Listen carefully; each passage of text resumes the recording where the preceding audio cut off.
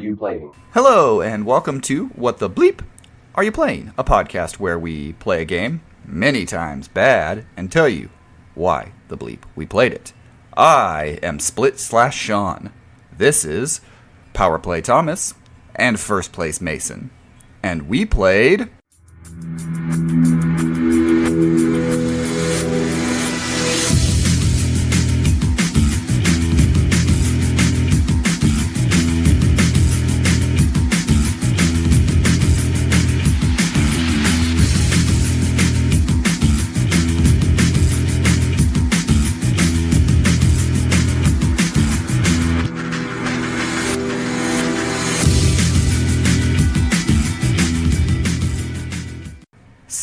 Split/Second. Velocity. Yeah, You pedantic. I know. because it's not split second. No, it's split/second. You know, you gotta give the title that little extra visual flair. It might honestly be just so they could have copyrighted it. Yeah, Probably. Because it was Split/Second in America, but its original release over in Europe, Norway. Only in Norway. In Europe was Splish/Splash. I was taking it back. Split/Second Velocity. Yeah, Splish/Splash. I was taking a bath. We are off to a great start today. Fantastic podcasting as we're immediately. We're in the midst of our trio of Disney games. Yeah, it's Disney Interactive. Technically a Disney game. We are very technically in a all right, so three Disney games. Where's the split second world in Kingdom Hearts 4? Yeah. So, because the story of this game is like it's a reality TV. Does it take place on Earth? Like it is on Earth, or is it like? I mean, I'd assume it's on Earth. It's very Earth environment. That's true. Unless there's some hidden lore of the game where it turns out it's like, no, this is Gaia. Oh, fuck. This is a reality game on Mars. So yeah, on a newly colonized Mars. There is an actual story to this game. It has a cliffhanger ending, even. Sorry, what? Yeah. Yeah, it has a cliffhanger ending. That's why the sequel was canceled. Well, the sequel was canceled, but it has a cliffhanger. Yeah, for the sequel. But wow. Disney Interactive. Two split, 2 second. Cars. So. Disney Interactive shut down BlackRock Studios is the company who made this game, and they didn't get to make the sequel. So and the sequel didn't come out because then Disney Interactive also went belly up not that long after. Unfortunate. I mean, this game wasn't getting the sequel. It did not sell for shit. They were working on a sequel, and it was planned, and I think it was even announced. I think I read. Really? They were that confident in a game that they barely marketed? Let me read from the internet here. After finishing episode 12, a cutscene is shown in which power plays in the city are activated by unknown perpetrators in construction vehicles, followed by a black screen reading "To be continued." However, it's the Wrecking Crew from Marvel. I mean, they basically, if they'd kept BlackRock open, from what I read here, if I'm understanding here, if they had kept BlackRock open, they were moving on with a sequel. They were working on a sequel. But basically, once this game came out, they were like, bye BlackRock. And Disney Interactive, there's an interview from Eurogamer here that says that they were talking to a Disney Interactive person who was like, due to the... Or, no, I guess maybe it's a BlackRock person, but they said, due to the Disney's new management, the game was canceled in December 2010, despite attempts to fit with their new business model. Interesting. Yeah, because basically the whole ending is the power plays get activated, the construction equipment comes up, and you hear the announcers say, like, you're from the old show, and "To be continued" happens. Oh, dun dun dun. So... This is definitely something... They were definitely trying to do a franchise. And BlackRock Studios was not unfamiliar to doing franchise games. No. But really none of theirs were... They're the last two games when they became BlackRock Studio. Because at first they were Climax Brighton and Climax Racing. And then their last two games, Pure, an ATV racer, and then Split/Second.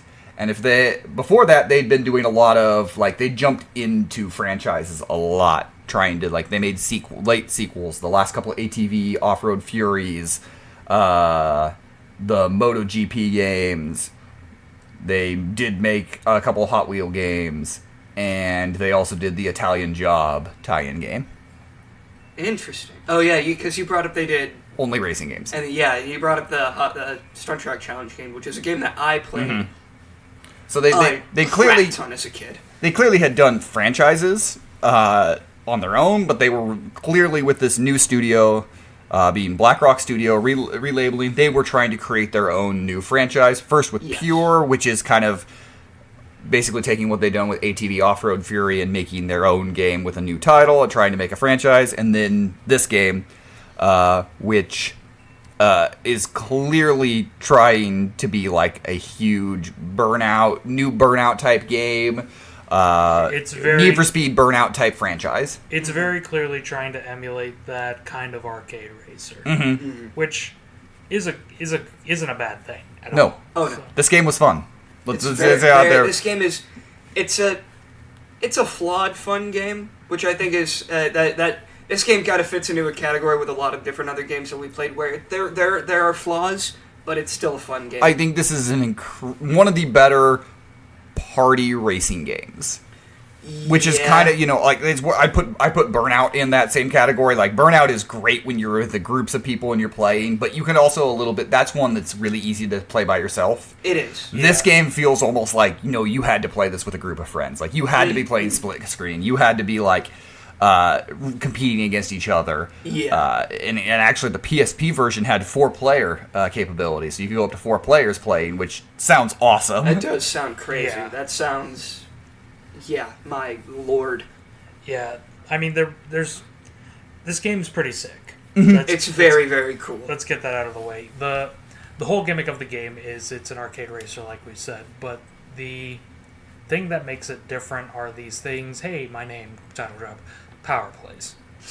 Instead of, odd comparison, you ever play Cars 2? Yes, I did. I played that on the Wii. It's kind of like that, where the more you drift, the more you do stunts, the more you draft, that fills up a bar at the bottom of your car. But instead of it being a boost, you use it to activate power plays, which are things that affect the environment. Most commonly, shit explodes. Yeah, but mostly it's the environment somehow breaks. Yeah, and helicopters drop bombs. Helicopters drop other vehicles on you. Boats are dropped. Planes are crashed. But also new pathways and shortcuts can be opened up. Yes, and the racetrack itself can be different from lap to lap, depending on how you do things. And the thing that's interesting about these power plays is, like, I think you brought it up either before we were, while we were playing it, or maybe you brought it up just now. I kind of blanked out. But you brought up at one point, at least, that the power plays kind of acted like the power-ups in, like, a Mario Kart game. And those can hurt you if you're completely inept at playing Mario Kart. You can hit yourself with your own power-up. But in this, a lot of the times you will accidentally hit yourself with a power play. Yeah, which I don't know if you want strategy in a racing game, but I think it adds kind of a layer of strategy to it. Like, do I activate it, or am I too close, or am I too far, kind of thing. Yeah. And there's got to be like a perfect, because if you time it too early, you can often miss, and it doesn't really affect any of the other drivers. Or if you do it too late, you hit yourself. Not to mention your positioning in the race, as well as how much time or laps are left in the race. Yes. So there's a mode called elimination mode, where every basically 20 seconds, the last person in the car is eliminated until you're down to it. And in that, you don't have as much of the luxury. Like, you can try to time your power plays out. You can hope to time when you have them, but like, if you have them at the end, you're hitting that button fast because you're like, I need something to happen here, and if I blow up, I blow up. Like, right. It's that. But there's that adrenaline rush that comes from that mode. Yeah. But also even in the regular race mode, if you're in the last lap, it doesn't matter where you're at. You're gonna be using that power play because you're trying to absolutely get to first, and positioning be damned if what's the difference between second and eighth? If you ain't first, you last. Yeah. And that's the whole thing with this game. If you're going to pick up this game, know the power plays, the destruction of the environment is the big gimmick of the whole thing. It is the big gimmick, and I think it's executed really, really well here. I think it's like it could have easily been. It could have easily felt very gimmicky, and not really that much different from from power-ups. But I think they're from power-ups in Mario. Yeah, but I think they're distinctive enough to that. This game has a lot of its, at least presentation-wise, a lot of its own identity. Even if in a lot of other areas it did feel like a lot of other racing games. At least for me personally, as someone who has played a lot of different racing games, I was calling out. We were when Thomas and I were first playing this. Me personally, we were mostly me, but both of us we were calling out Flat Out, Burnout, Cruisin', Need for Speed. The mobile game. Asphalt. Asphalt. All of those. I was calling all of those out because it does feel like all of those games. So in a way, it doesn't really have its own. Apart from the power plays, it doesn't really have its own identity, its own distinctive features. But the power plays add so much to it that it does feel fresh. I was gonna say this is my game, and one of the reasons I picked it in such a heavy racing season is that there's no other racing game that plays like this. No. Say what you will, this is... Unique doesn't always mean good. No. I mean, I can say, yeah, Phantom Menace on PS1 was unique, but that doesn't Now available on the PS4 and the PS5. Oh. Kill me. I already downloaded it. And I was Of course playing you it. did, you fucking lunatic. But, why? But yeah, sure, that's unique in some Doors things that open. try to do. Let's I go. swear to Christ. But at the end of the day, unique doesn't always mean good. I'm not going to play Phantom Menace on PS1 just because, it's different. But, meanwhile, It's quirky. Meanwhile, something like this Split Second, it is its own thing. It's so very unique. It is very unique. That being said, it's not without its flaws. No. The biggest one for me is that the way that the drifting works in this game is very.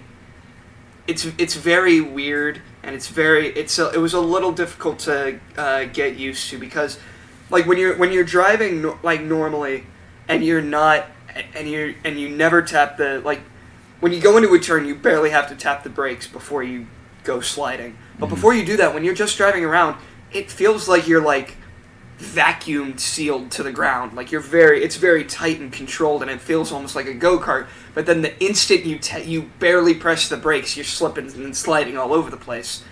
And it's not a bad thing. It was certainly something that I wasn't used to. It was interesting because Thomas had me play the tutorial before we went into multiplayer, and I went through the tutorial, and I was like, okay, I think I've got a pretty good idea of what's going on. Then we went into an actual race, and it felt like I had forgotten absolutely everything because of everything that was going on. I'd completely forgotten about how to drive. But yeah, it was a learning curve, and it's not a bad thing. It was just a different thing than what I'm used to. So I think, and I agree with you. It is a little bit of a different feel on the drifting, a lot of it, and I'm not. As an aforementioned episode is, I don't like to brake.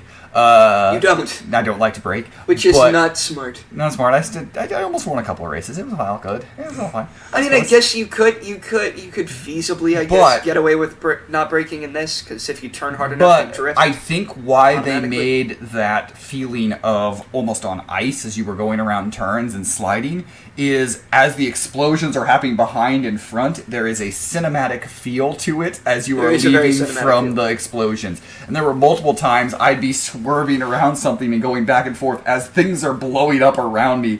And you know what? That was cool. That was very cool. And I think that's kind of the element of why they incorporated that feeling. It's kind of one of those things yes, I kind of agree with Mason. I think the drifting is a bit too wibbly-wobbly. Mm-hmm. But there's some moments that you just can't repeat.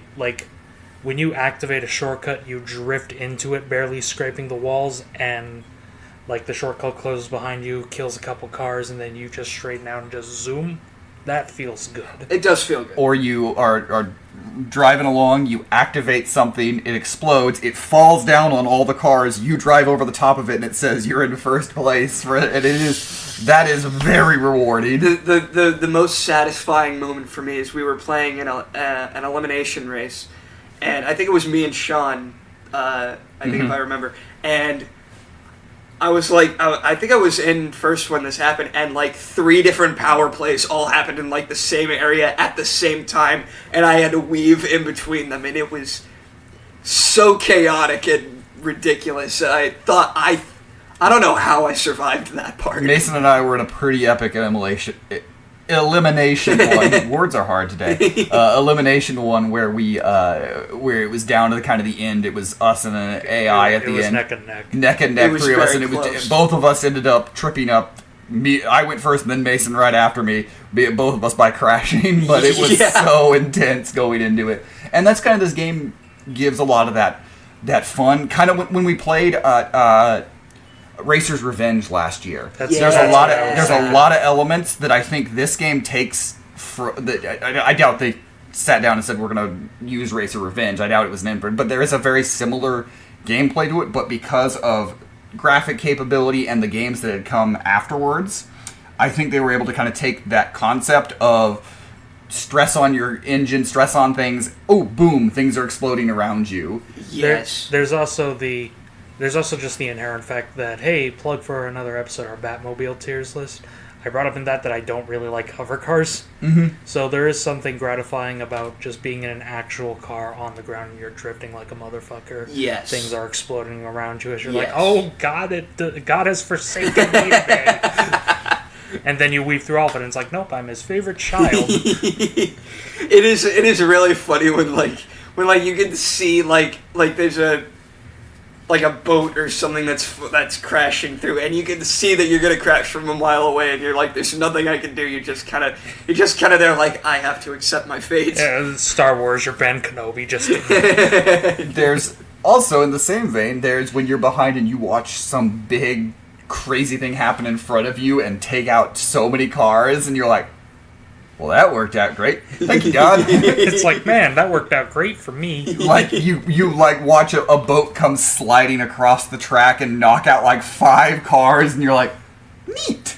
And then you just turn right and keep going. That's always a great, because so when you're like within range of a power play, a little blue icon appears over the cars. That's always a great feeling when like that happens up above like 5 cars and you're able to hit it and get them all out at the same time. That's a great feeling. Yeah. It's a less great feeling when it happens to you, but something that I was definitely felt like this game kind of needed for kind of that party gameplay was like an announcer of some form. Yes.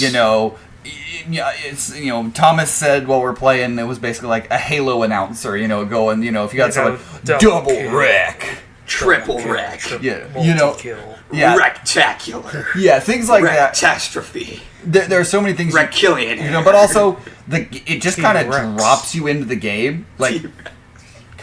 You just kind of find yourself when you start a race dropped into it. There's no countdown. There's no. There was really No, there's like a quick animation go. of both of your cars, and then you just go. There's just some fun little presentation things they could have done. I don't need like full movies and long lead up, but like just a little more presentation and announcer, I think could have enhanced some of the experience a little bit. No, I want a full cinematic, like Monsters Inc. style of all the racers slow walking towards their cars. That would get annoying fast. Maybe fun after the first one. But I think presentation-wise, the menus all were really good. Like, Yes. looked good. You don't have a ton of car selection, but you do have a decent amount. I also didn't unlock all of them because I was the one who played the single-player mode. I was in charge of unlocking shit. Single-player mode started kicking my ass. I'm sorry. The Single-player mode started killing me.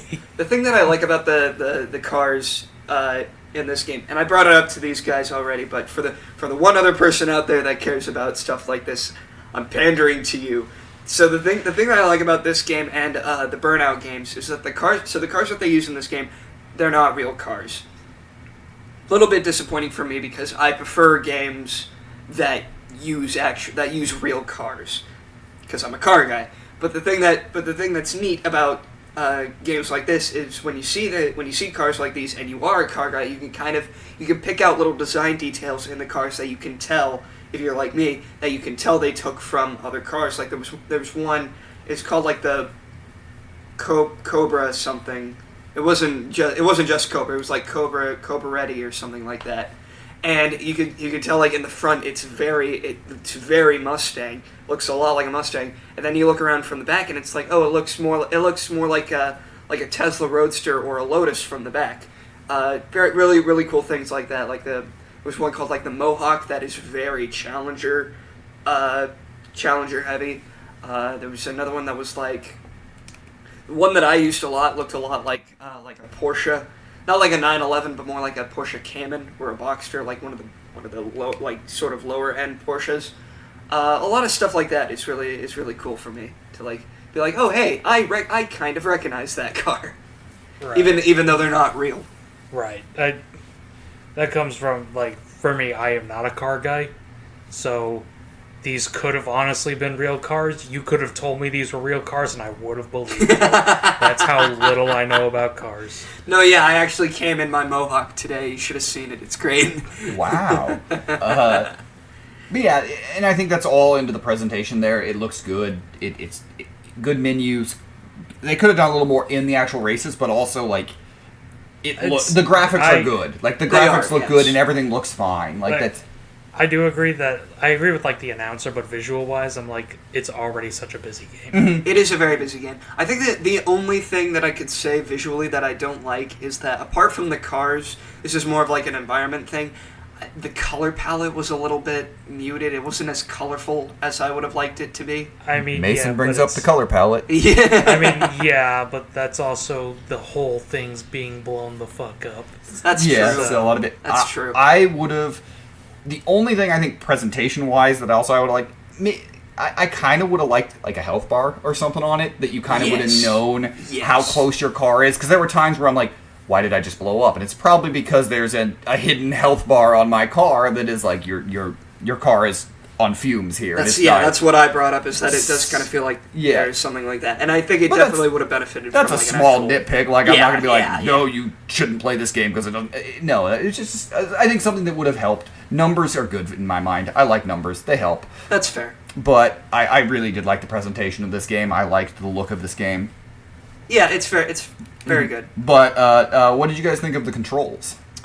As I mentioned before, it did take a little bit of time to like get to grips with them. It plays very different from any other racing game that I've ever played personally. But once you got to get to grips with it,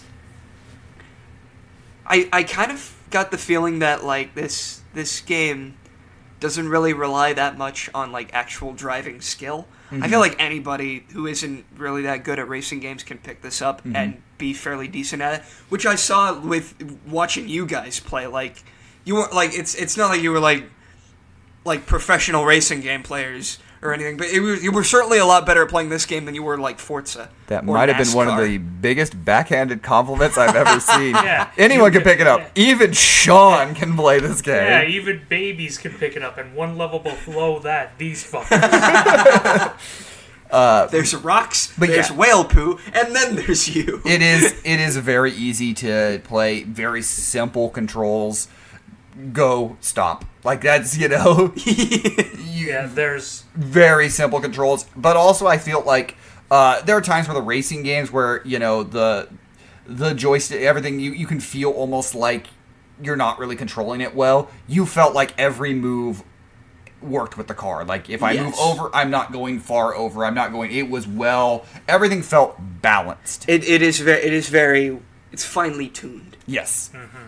So I thought pretty good controls. I mean, they're basic, but basic isn't a bad thing. Basic is not a bad thing. Especially in a racing game. Basic, good. Especially in a racing game like this with a lot going on outside of that. Yeah, the controls being simple is a good thing. And like, if I didn't need, God forbid, it was like, hey, you want to do this in manual? Oh my god! Oh Jesus! having to do manual gear changes in this game would have been hell. Yeah, having to go between that and doing the power plays and everything else. And that's God, exactly it. Like, that would be.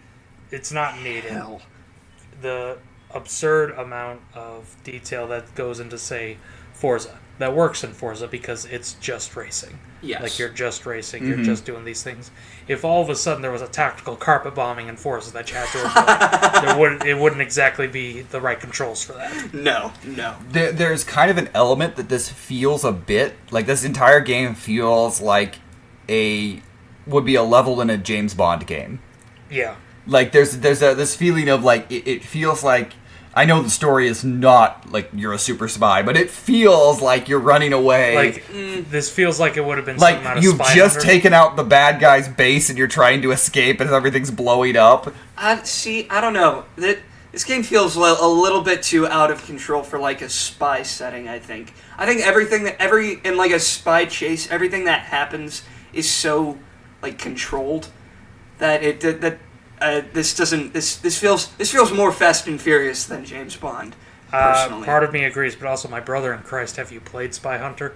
Yeah, that I literally was about to be like, have you played Spy Hunter, Mason? I haven't played Spy Hunter personally, but I was thinking about James Bond. So I mean, that's fair. I mean, I feel like this would be something where like Bond has, he's escaping from the bad guys and he has gadgets that is tied into the environment. So he presses a button and a cargo container drops on him or something like that. Mm-hmm. But also it feels like Fast and Furious. I made the joke, this is the best Fast and Furious game ever made. Yeah. Because there's one of my favorite things, the thing that when I first played this game made me fall in love with it was, like you said, you can do power plays that change the entire track.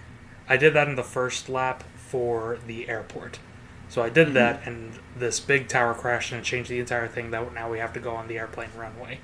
So the next time I get around, imagine my face when I'm on the airplane runway. I look up and planes are crashing towards me, and I'm like, "Oh, merciful Jesus!" It is. They hit the Pentacar.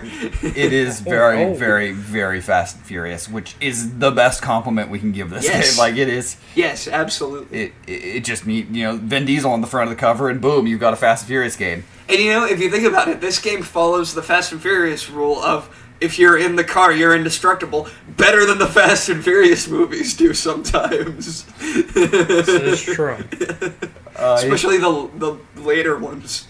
But yeah, and again, not just to simplicity of controls, but simplicity of game modes. Like, it's got your basic kind of arcade-type game modes. You have your race, you have your elimination, and you have survival, which is the most arcade racing thing I've ever seen in my life. Yeah, elimination is what I think we got the most kick out of.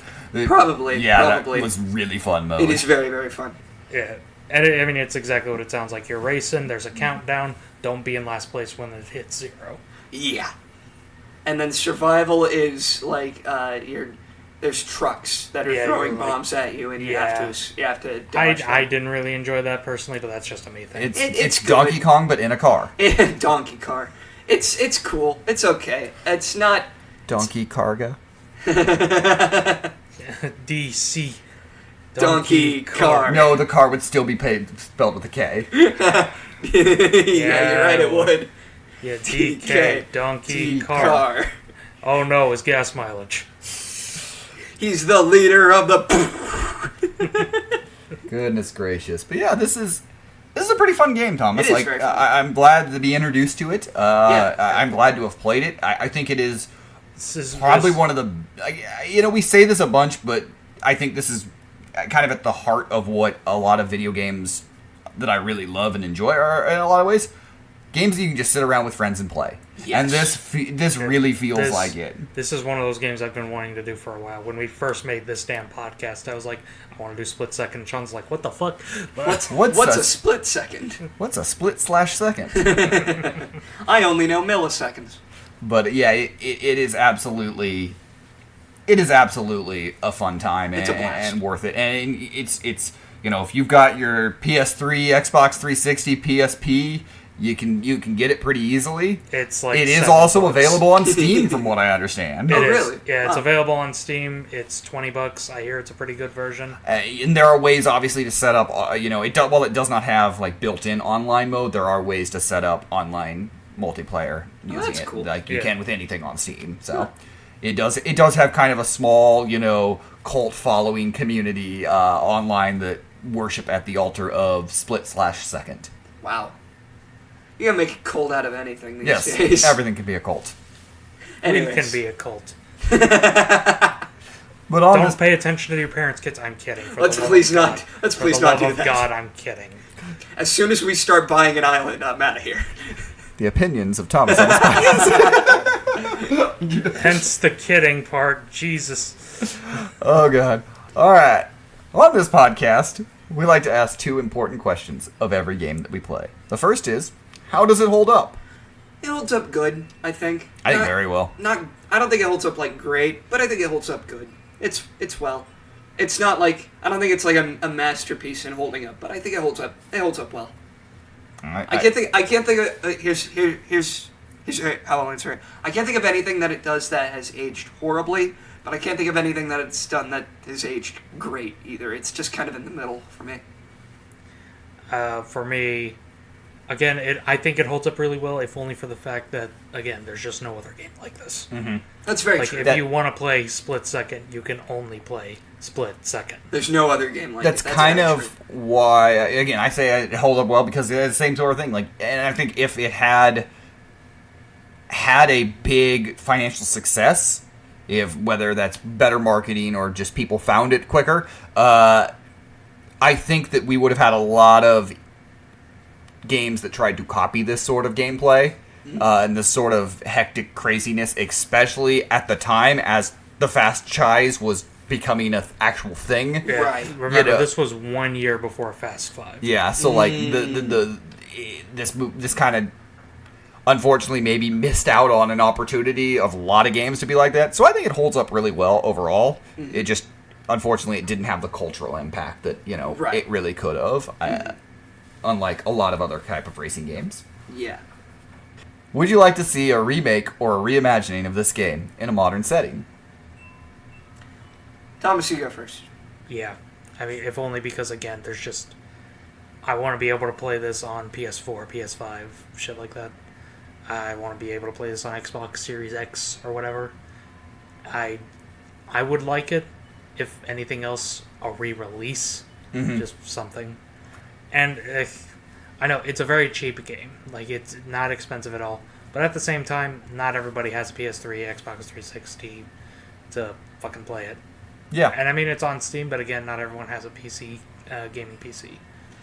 So, here's I have kind of an out there answer to this. So something I was thinking while I was playing this, and something I haven't actually brought up until now, is that while I was playing, I kept thinking to myself, how would this game feel with a steering wheel? I want to see an arcade cabinet of this game. I think an actual arcade version of this game would go so hard.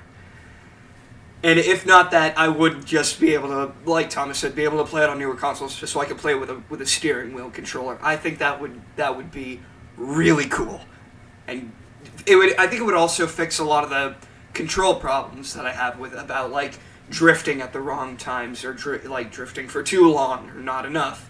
It would fix a lot of those problems because you'd be in more control doing it that way. Yeah. So I agree. An arcade cabinet would be really rad.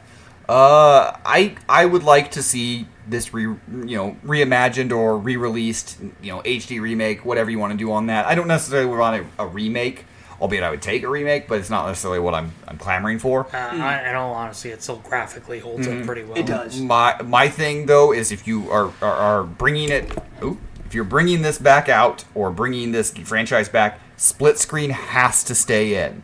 Yes. We can't just go online only. Yeah. It No. can't just be that. The thing that makes this game is being the able to split play screen, with yes. friends, close friends in proximity, Yes. and having that aspect to it. Yeah, online mode would be great. Having online would be fun. But being able to Don't play make it with the friends, only option. it needs split screen. So that's where I was Split like, screen, yes. where I'd want more of like why I say more of either a remaster or like an HD re-release type of thing like that, where you can still play it with a friends on proper the online- couch. with a- Split is in the name. Give Yeah. it split screen. We want split/screen on a split/second. We don't want to make it online/second. Exactly. But that would be the major thing. Because again, this is... We've played a lot of party games that I say are fun party games. Yes. This is one of the best just party games we've played. Like, just sit down and Absolutely. play with your friends. I think Absolutely. very comparable in that aspect to our first season when we played Flat Out. Yeah. That was a lot of fun, especially when sitting down with friends. Albeit that had a lot more goofy game modes that made it more of a party That game. is true. But That's there true. are, elimination is just so much fun. I probably would rather sit down and play Elimination in this game than sit down and play Mario Kart with a lot of friends. Like, that's kind of the fun that I have with it. It was really fun, and I would like to keep playing it. I'd love to be able to play with like 6, 7, 8 people. You're playing with all the split screen type of thing, like you can in Mario Kart. So, but that's what I would say. Re-release it. Let us play a lot of controllers. Let us have fun things like this, because this game is a lot of fun, and I think people would enjoy playing it if sitting on their couch. Absolutely. But yeah, that's Split Second, or Split/Second. What do you guys think? Did you like it? Have you played it? Are you interested in it?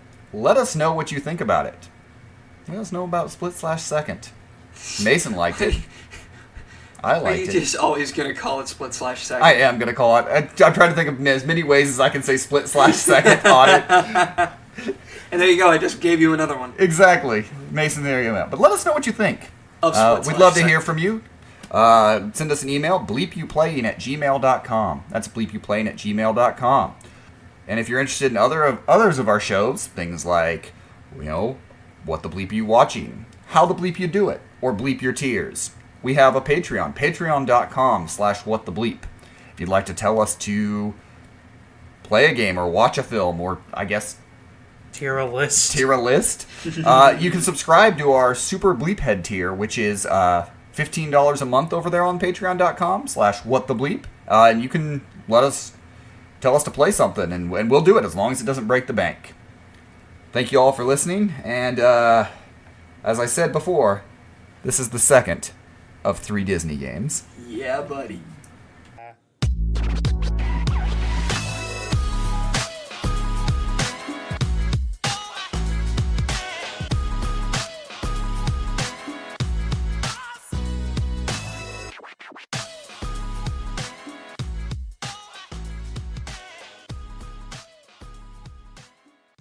Burn it.